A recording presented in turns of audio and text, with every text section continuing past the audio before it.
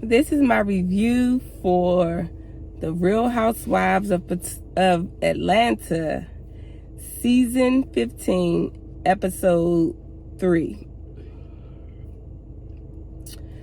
So,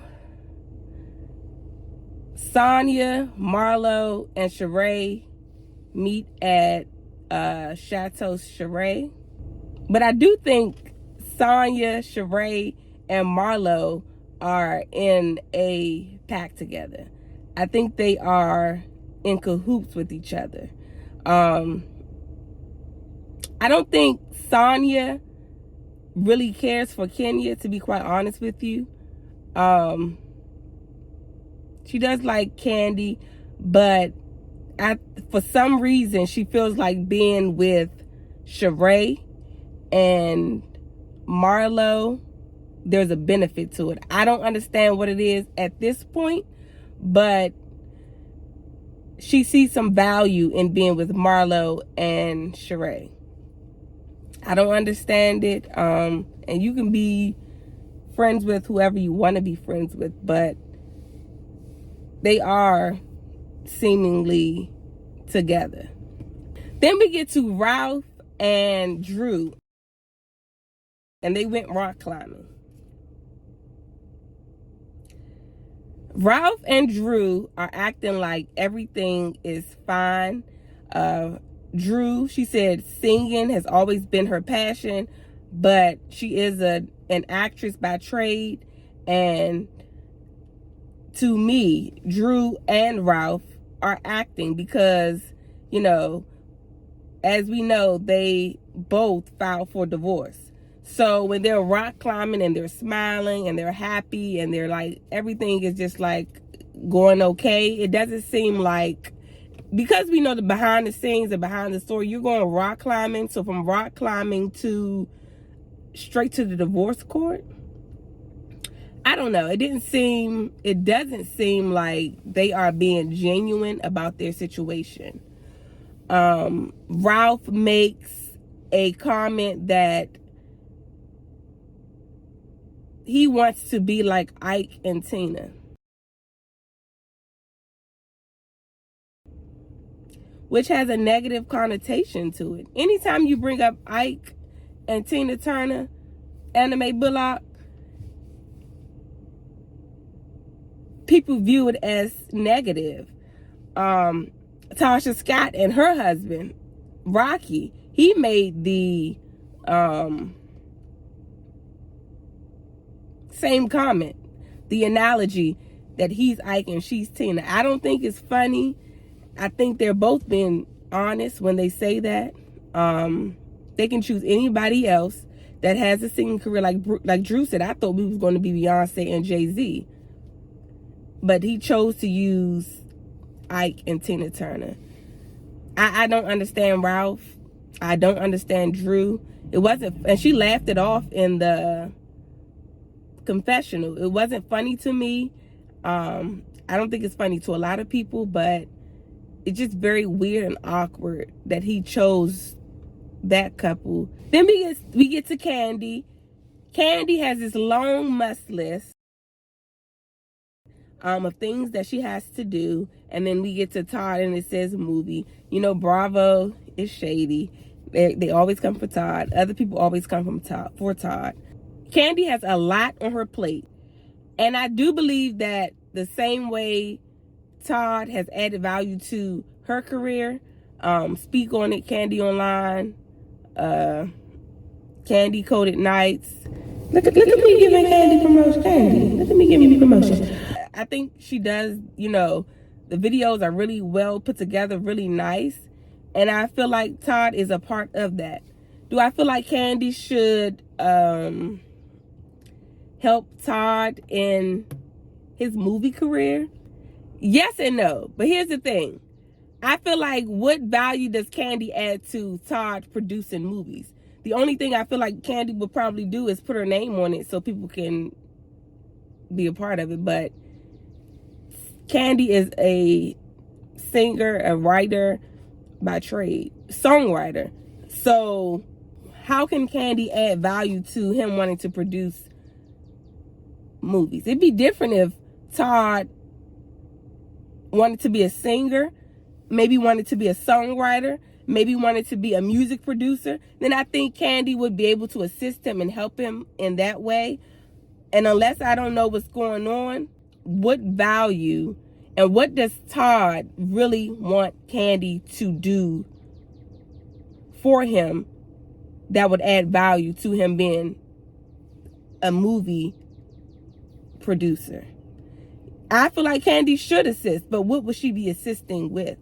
That's my thing. Mama Joyce is at BravoCon. I think they asked her what spouse did she want for Candy, and then she says, oh, somebody with a better job. This is how I feel like the Mama Joyce situation. This is how I feel. Do I feel like Mama Joyce likes Todd? Yes. I do believe that Mama Joyce likes Todd. Do I believe that Mama Joyce likes Todd for Candy?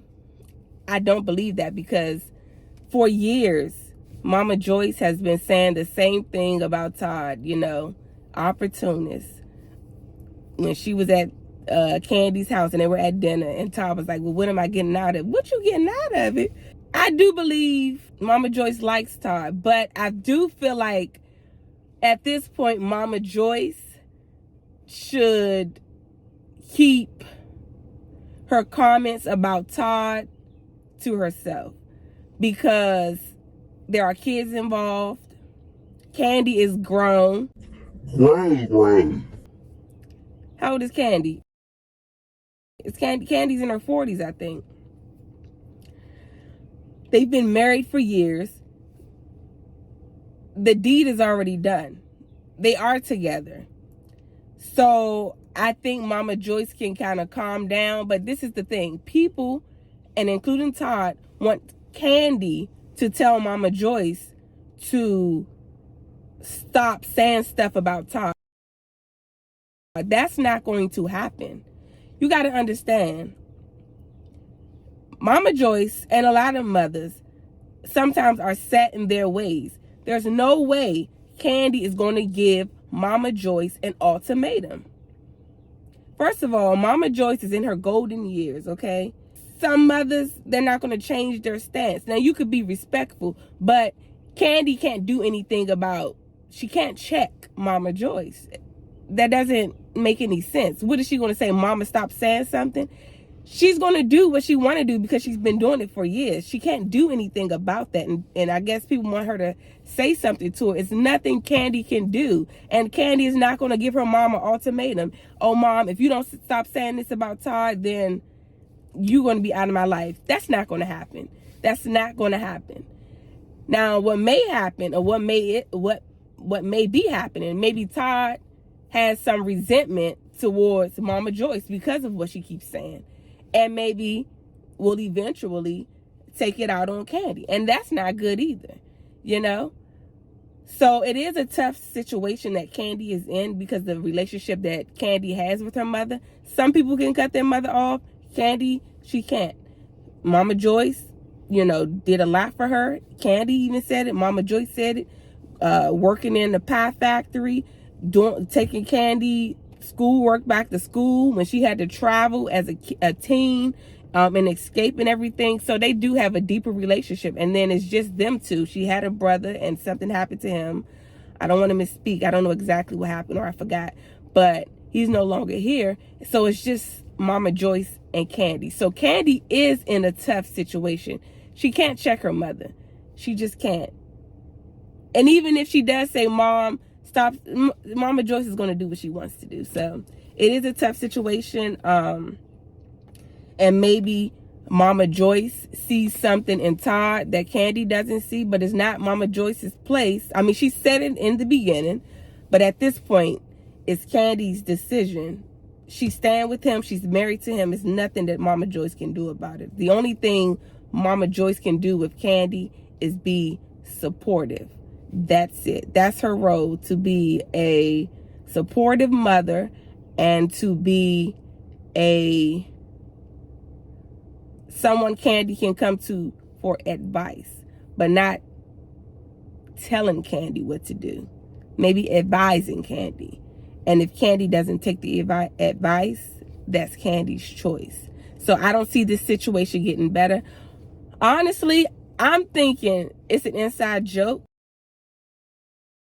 Maybe Todd is in on it, Kandi is in on it, Mama Joyce is in on it, that every time they ask him questions or ask her questions, just say that and keep that as a storyline, and you know, so that we don't have to kind of focus on the real things or more things that's going on in our life. And maybe they're all in on it, because I just can't see Mama Joyce still feeling the same way. They've been Thanksgiving together, trips together, and Mama Joyce is still feeling the same way about Todd, and Todd is still hanging around her. It doesn't seem like that's realistic. It just doesn't seem realistic that somebody would continue to do that. So maybe it's a joke. Hopefully it's a joke that they're all in on, but who knows? I don't know. I just wanted to get better, and Mama Joyce has to let Kandi live her life for her and let the chips fall where they may.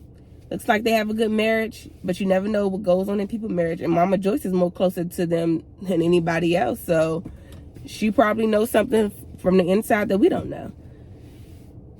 So the Mama Joyce situation, we just got to leave it alone. Okay, Candace come through with the crossover from Real Housewives of Potomac. Okay, how you doing, Candace? She's on tour. She wants Drew to be a part of it. Well, not the tour. She wanted Drew to come and sing with her. Drew has a beautiful voice. Drew got on that stage and sang for 2 seconds. I guess Drew was ad-libbing and invited everybody. I feel like Drew plays too much. You knew you were not going to sing at that event, and you invited everybody like you were going to be doing a solo, or you were going to do this performance. Not even a big performance, just sing one song, and you didn't do anything. I was rooting for you. We were all rooting for you. How dare you? And invited everybody. I think Drew knew exactly what was going on, but Drew plays this acting, and it's like not funny. Even in my last season review about Drew, I'm just like, Drew, she annoys me because I feel I'm not getting the real Drew. I'm not getting the real Drew. And I don't think she's going to come forward as the real Drew. She's just going to keep acting.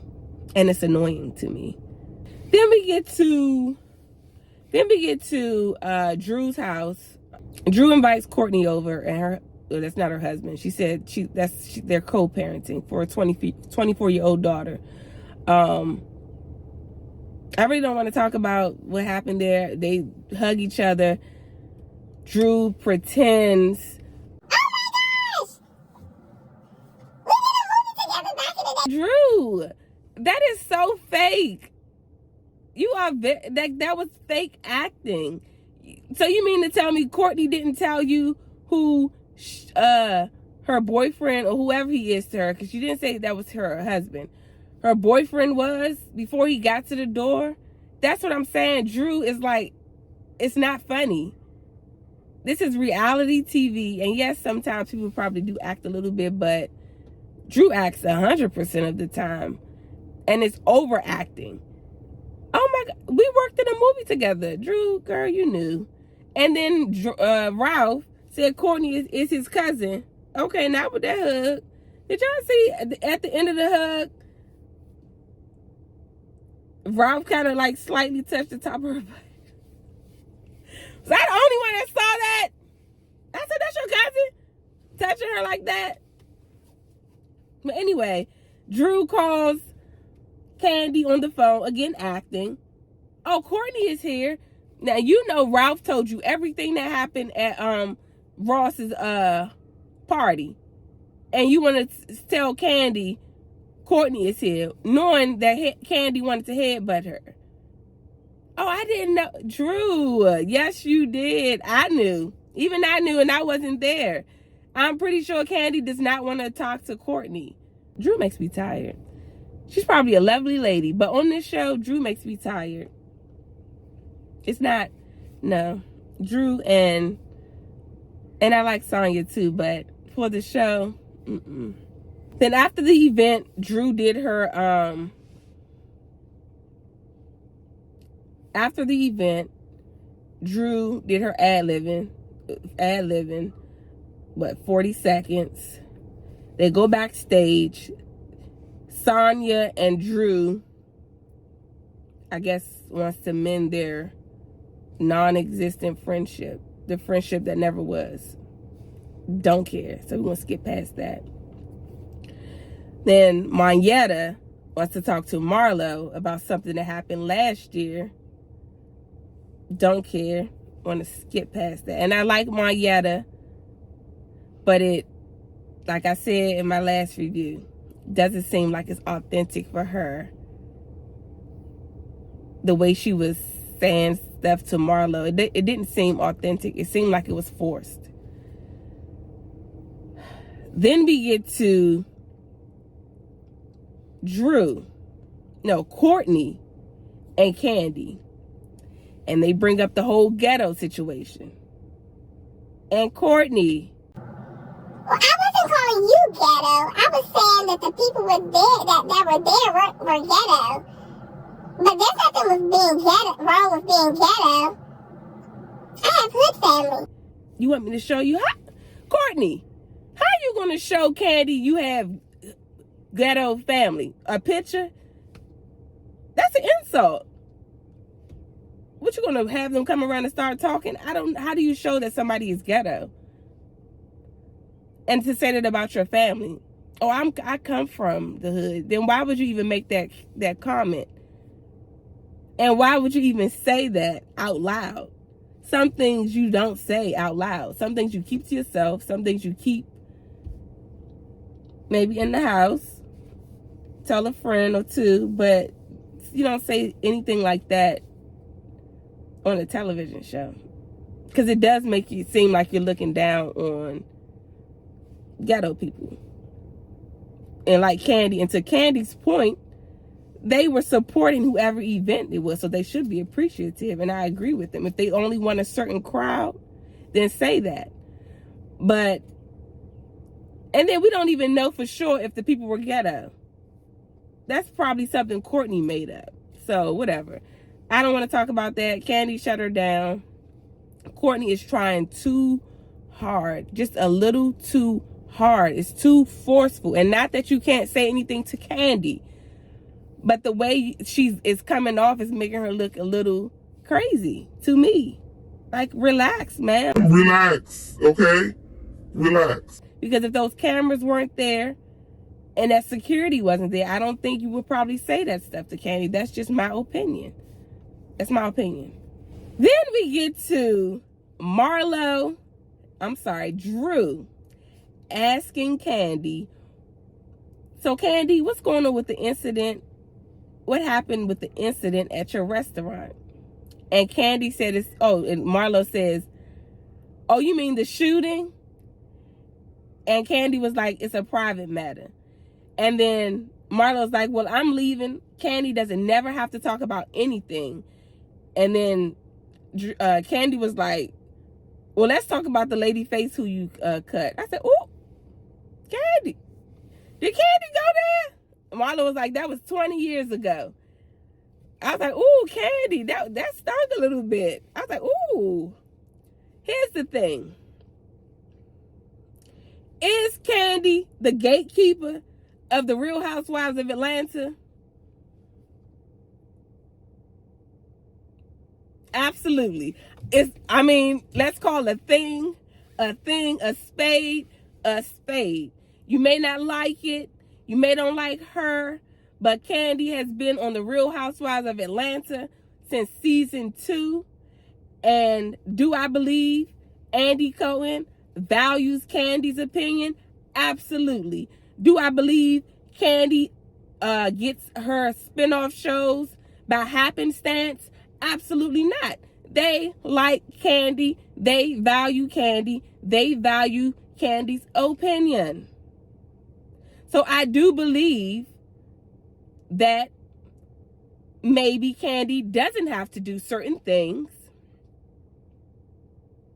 because she is kind of the favorite. It's maybe it's not, Marlo said it's not fair, but what are you going to do about it? They like Kandi. Nene could have been, maybe at one point Nene was the gatekeeper. But then Nene got an ego. And then when, what was the season? I have arrived and the spotlight is on me. Okay? That's when Nene thought she was the business, okay? And she got humbled. I don't know everything that happened, but Nene just got beside herself. Kandi remained calm. Kandi swooped in, took the torch, and she's been running with it ever since. So I feel like Kandi does get away with certain things, but there's nothing Marlo can do about it. You just gotta peach Marlo. And I feel like sometimes people don't think things through. Talk about your storyline, Marlo. And if you feel like it's not fair, Kandi doesn't have to talk about anything, then you're fighting a losing battle at this point. Because you see what happened to Phaedra. I haven't seen Phaedra on a Real Housewives of Atlanta since the reunion of season 9? Phaedra hasn't been back since. And what did Kandi say? Season 10. Don't mess with the boss because you might get fired. I haven't seen Phaedra since. So I think people need to pick and choose their battles and don't fight a losing battle. I was listening to Oprah. I forget because, I always be listening to Oprah for the advice. A lot of people don't like Oprah, but Oprah gives the best advice sometimes. She said when she was at one of her previous jobs, it was this guy, and her and a guy, they both were doing the same job, but he was making more money. And she went to the boss and said, hey, me and this guy, we're doing the same exact job, but he's making more money than me. And the boss told her, well, do you have kids? She said, no. Well, he has kids. Do you have a house? She said, no. Well, he has a mortgage. Do you have I'm just making the car note part up. Do you have a car note? No. Well, he has 3 car notes. Why should you make the same amount as him? Oprah said she got up and said, thank you for your time. You know why? Because Oprah said she knew if she filed a suit against him, she would lose. Marlo, you're going to lose. You just got to peach. And I'm not saying Kandi is the end all be all, but sometimes you got to think things through. You're having a temper tantrum on a show you just got on. Yes, you've been on it, but you were a friend of. And so Kandi has made money for Bravo. Kandi in the Game, that ski trip that she went on. Kandi, that wedding spinoff. What else? Kandi, Escape. 2 shows. Marlo, what have you done for Bravo? That they're going to be like, okay, we're going to make Kandi. Even though the producers, I feel like, honestly, and according to Marlo, told people to ask the question to bring up the incident about the shooting. However, Marlo, you getting mad at Drew at the end of the episode, you should have brought it up. You should have brought up shooting. You want Drew, she said incident. Then you should have brought the incident up and said what happened with the shooting at your restaurant. What are you mad at Drew for? If you should have said it. I didn't understand that about Marlo. Now, it is unfortunate that her nephew was shot and killed, so, that's very sad. And I'm not being insensitive to that, and she probably was triggered and was feeling pain and everything, and he worked for Kandi's restaurant. I don't know if it was OLG or Blaze. However, I didn't understand why Marlo was triggered that Drew didn't use the word shooting. And she made reference that my nephew was killed and everything. Unless we missed something. I didn't understand what that had to do with one another, but she kind of blew up at the end. And she said she told Kandi, you know, I think 2 years ago when it happened to her nephew, and Kandi was like, oh, I'm sorry that happened, in the text message. And then the next day when she was talking about it again, she acted like she didn't know what happened. And it's just like Marlo. I do believe Marlo is probably like a giving person, and I feel like she wants to receive what she gives. You know, coming from a foster home, not having anything, I can see how Marlo is a giving person. And she said, you know, Marlo made reference to, I gave you a lot of attention. I'm thinking she's saying when the shooting happened at Kandi's restaurant. And so Marlo feels like Kandi doesn't reciprocate. This is just me. What I'm trying to piece it together. Kandi doesn't reciprocate, or didn't reciprocate that, I guess, with her nephew, but that was 2 years ago. I believe Marlo seeks validation from, Kandi, Kenya, Lanithia. She seeks validation, but Marlo, nobody can validate you but yourself. Marlo is longing for something that nobody can give her. She has to get it on her own. And I don't think she sees it. Because the way she goes low, is like no other.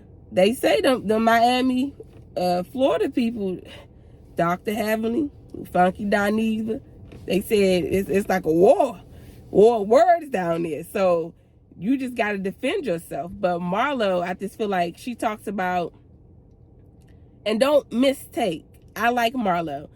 And Marlo talks about her, you know, being around billionaires, being around this. Kandi's not worldwide. You know, she's just in Atlanta. And it's just like, Marlo, based on your behavior, you're not worldwide either. I don't know where Marlo gets off dragging people and expected people to be nice to her. What you give is what you get. And maybe she is giving as far as like gifts and everything, but when Marlo say things on the show, I think sometimes it's low and out of line. It turns people off. And I think especially Kandi. And Kandi said she's tried to help Marlo. But Marlo, for some reason, she has to go in on Kandi for what we don't know. I don't know what the issue is, but Marlo really, and King, she was on Kenya a couple seasons. And Marlo goes for the jugular, okay? Marlo, girl, be looking for the coal. Is a coal miner, okay? Marlo be down there, okay? So Kandi has paid her dues. Kandi has made a lot of money for Bravo. Marlo, is nothing you can do about that. No matter how unfair. Now, if you want to go to Bravo executives, whatever, you can pick and choose your battles, but you better think it through. Because if you really don't care, then I would say go. But if you really want to stay on the show, you got to pick and choose your battles. Because I don't think Kandi's doing anything egregious to where Kandi's really not coming up with a storyline. But for years, she had Mama Joyce and Todd at odds. Even Kenya is kind of quiet and really, you know, not saying anything that's going on in her personal life. But for years, Kenya has been open. Kenya's like, I'm taking a break. Kenya's been open for years. Her mother situation. What's her husband's name? I forgot her husband's name. What is her husband's name? That's good. I don't know his name. I forgot it. But with her husband, she's been open about that. She's been open about wanting to have a baby, wanting to have a family. Years, Kenya has been open about her situation. So she paid her dues. Marlo, you come up with a storyline. You come up with something. And you know, I just want them to kind of think things through, before they say things. I don't think Kandi, if the roles were reversed, I don't think Kandi would try to make Marlo talk about something if she had a restaurant and it would affect her business. I don't think Kandi would try to make Marlo do that. But it seemed like Marlo really, for some reason, wants Kandi to address it. And should Kandi address it? She said it's a private matter, but I think Kandi should be like, it's a legal matter, and just leave it as that. I can't talk about it or I'm going to get sued, even if that's not true. But she didn't want to talk about it. It was on the news and everything. So that's my 2 cents. Like I said, is Kandi the gatekeeper? I believe so. So I'll see y'all in the next review. All right.